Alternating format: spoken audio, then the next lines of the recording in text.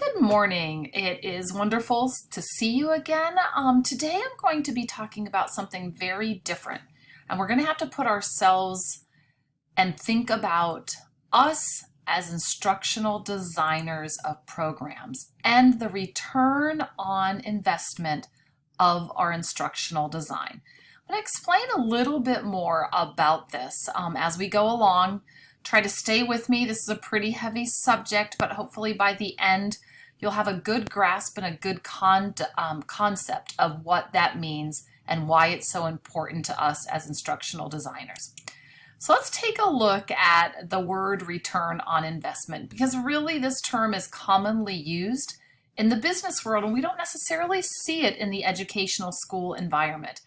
However, it's important to note because we know we have limits on human capacity, we have limits on resources, money, time, and it really matters what type of long-term results we have.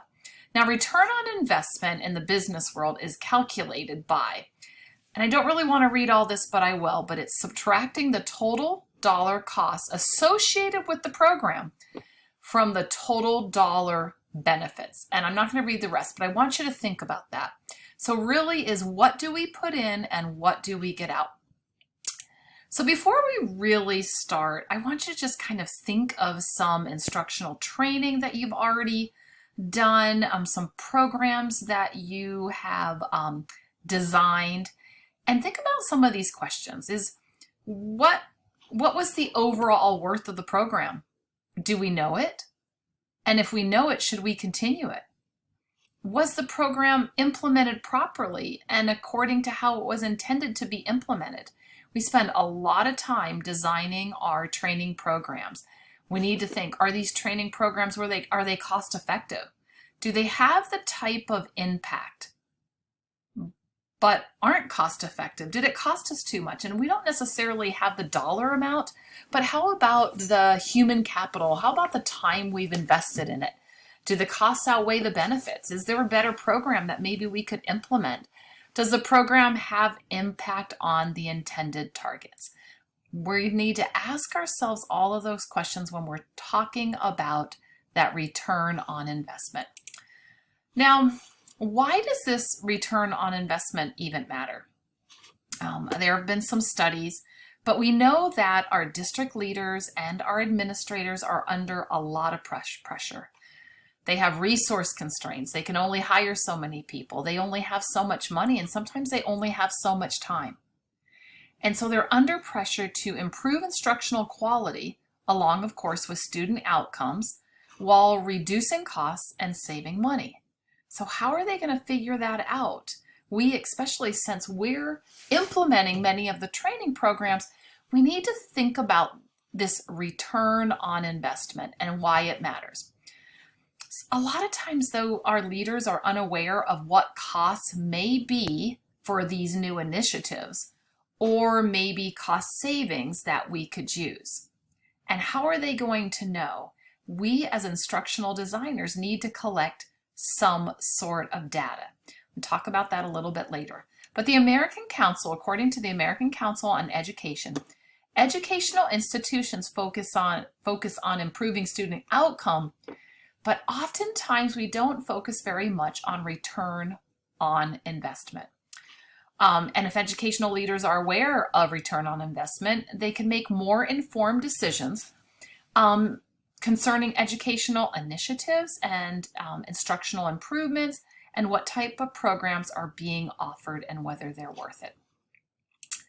I want to go ahead and give you an educational example because I think this helped me to understand return on investment. And this was a study done by Dillon, and it was a study to investigate how two different interventions, single day or multi-day program formats, to introduce STEM to diverse student populations.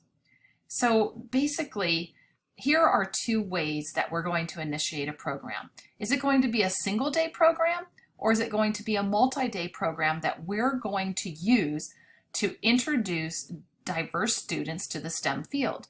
And the overall result, the long-term result, that these particular researchers wanted to see was how many diverse students in the long term would enter STEM programs.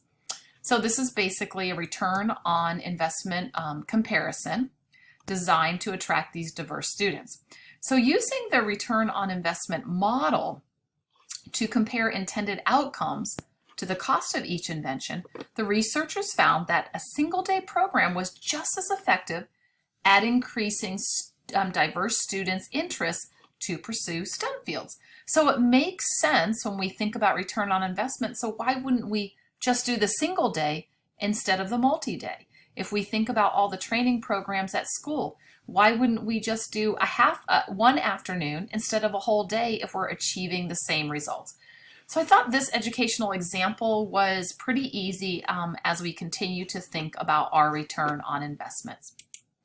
Okay, so if we look at evaluation and our return on investment in instructional design and how we're using it, let's look at this quote.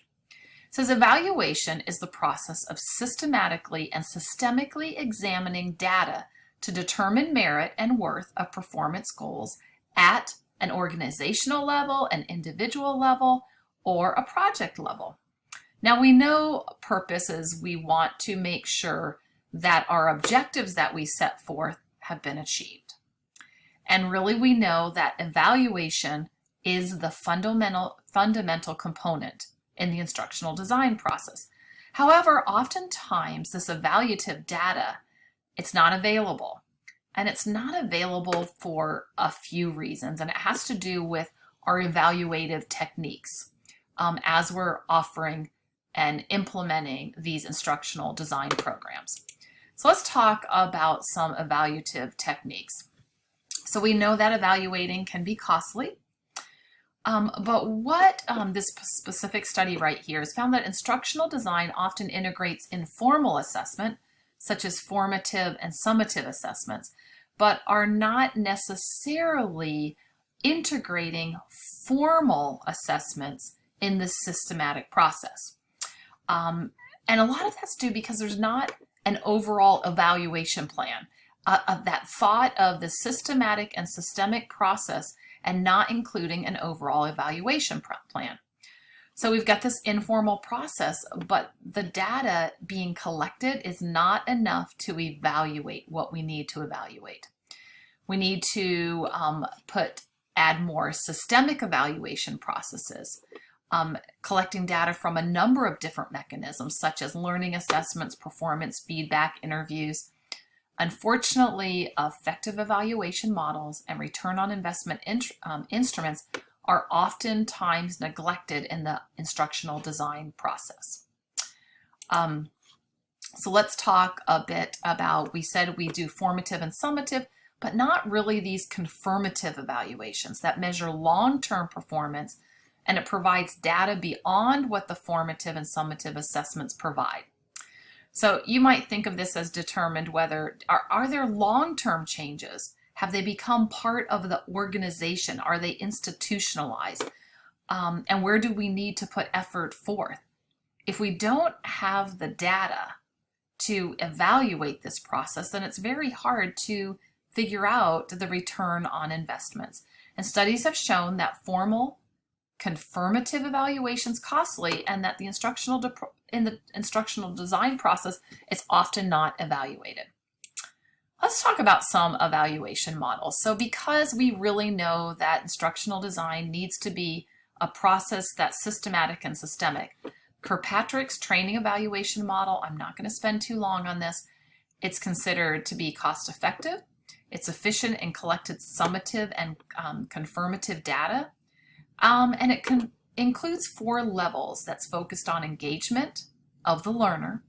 So it's the learner's reaction, the learning, the application of what is learned, and then the results or impact.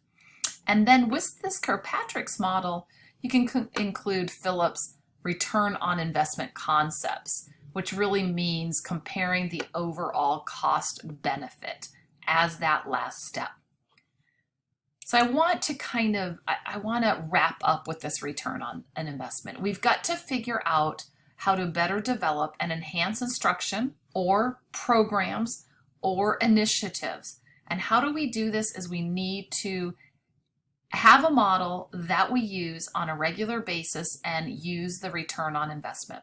Because studies have found that less than 10% of what is learned in training programs are actually applied to improve performance.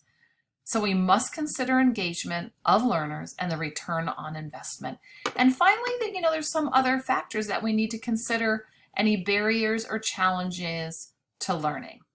So I know that was a lot in a short amount of time. I thank you for sticking with me through this, and we will talk more about models, and I have a reference list for you. All right, it was great seeing you, and I'll see you at our next training session.